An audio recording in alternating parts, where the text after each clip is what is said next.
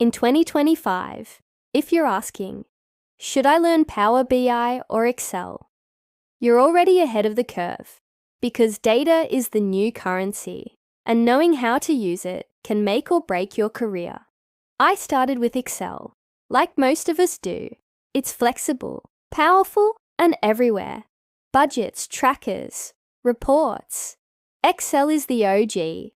But when I discovered Power BI, everything changed. Instead of endless rows, I had dashboards. Instead of formulas, I had visuals that updated in real time. I could connect multiple data sources, tell stories with numbers, and make decision-making faster. But here's the truth. It's not Excel or Power BI. It's Excel then Power BI.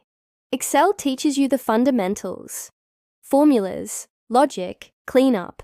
Power BI takes it further with automation, visuals, and insights.